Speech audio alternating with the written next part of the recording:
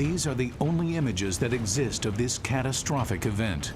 But this sequence was not shot by a video camera. Instead, it was created by USGS scientists and graphic artists based on a series of extraordinary still photographs taken by an amateur photographer named Gary Rosenquist. On May 18, 1980, he was standing 10 miles away from the mountain next to local resident Keith Ronholm. He was on a tripod with a motorized drive and just was and took a very much time-based sequence. I don't think he was trying to make a scientific record, but it turned out to be a very good record of the event, and I know it was used by many scientists to try to time the event and to measure how fast the landslide occurred. The landslide, the explosions begin and they get very large very quick.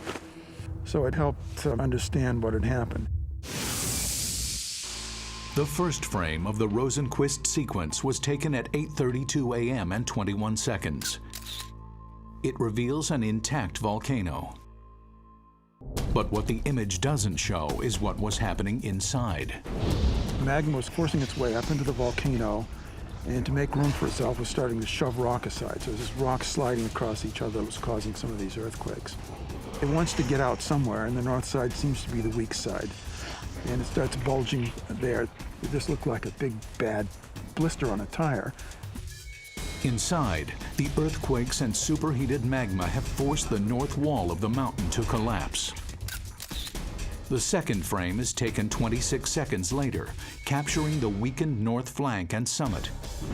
The video morph shows the mountain collapsing into two huge landslide blocks.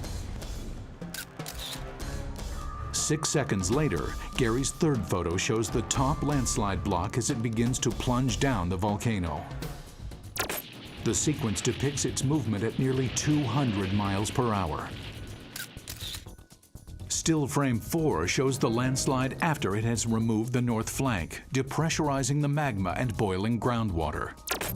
The video morph reveals a series of sudden, violent explosions of gas, steam, and rocks.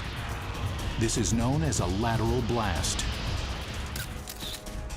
Gary's final frame is taken about 15 seconds later. The lateral blast accelerates to 336 miles an hour, completely obscuring the landslide.